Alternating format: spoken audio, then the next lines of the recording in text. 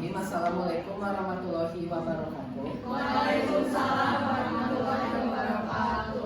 Baik, perkenalkan nama saya Satya Rizky Azhar. Saya akan mempresentasikan dari hasil proyek saya terkait yaitu Cerium. Nah, dengan judul Cerium harta karun logam tanah jarang yang menjadi potensi kekayaan sumber daya alam Indonesia. Nah, tentunya kita mungkin pernah mendengar gitu rumor-rumor sebelumnya gitu kalau Indonesia itu memiliki salah satu harta karun gitu yang dicari masyarakat. Nah, salah satunya adalah logam tanah jarang.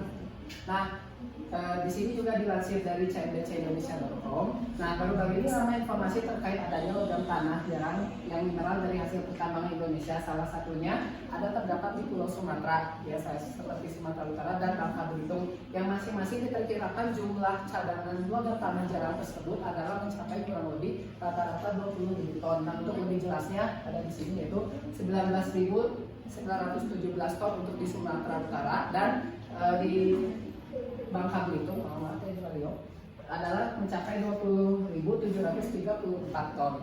Nah, apa sih yang dimaksud dengan logam tanah jarang? Mungkin juga kita sudah pernah mendengarnya gitu, akan tetapi jarang sekali kita membahas tentang ini. Nah, untuk logam tanah jarang sendiri adalah kumpulan dari jenis logam yang termasuk kalau dalam tabel periodik dia adalah golongan 3 yang termasuk seperti skandium, yttrium, dan golongan lantanida yang itu berada di transisi dalam, yaitu dari tantalum sampai lutetium gitu. Nah, kenapa sih disebut logam tanah jarang gitu? Karena sifatnya itu atau langka karena logam tanah jarang itu biasanya ditemukan pada kondisi yang sangat tersebar gitu. Jadi bukan di salah satu mineral gitu, tapi dia ada di mana-mana gitu. Tapi di setiap itu dia hanya dihasilkan sedikit saja gitu, sehingga disebut sebagai logam tanah jarang. Nah, kalau tidak salah, Cina itu adalah hasil dari logam tanah jarang terbesar di Indonesia. Akan tetapi Indonesia juga dia ada gitu. Menurut hasil penelitian dari Kementerian SDM, itu ada terdapat 3 mineral yang memungkinkan adanya logam tanah jarang di Indonesia, yaitu ada xenotim, ada monasit, ada zircon gitu.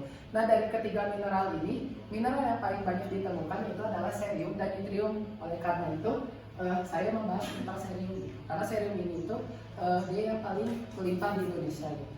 Nah, untuk cerium itu apa gitu? Itu kan salah satu logam tanah jarang yang masuk dalam golongan lantanum. Nah, golongan lantanum ini dia memiliki nomor atom 58, boleh dicek di tabel periodik khususnya.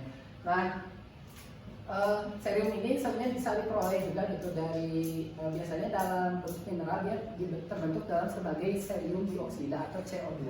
Nah, CO2 ini dia dapat dipisahkan melalui 2 cara. Yang pertama ada metalotermik, yang kedua ada elektrolisis. Kalau metalotermik dia dilelehkan hingga suhu yang sangat tinggi, kemudian diberi reduktor gitu supaya dapat mereduksi cerium. Untuk elektrolisis itu adalah elektrolisis dari lelehan menggunakan katoda dan anoda, jadi kita sebut sebagai elektroda.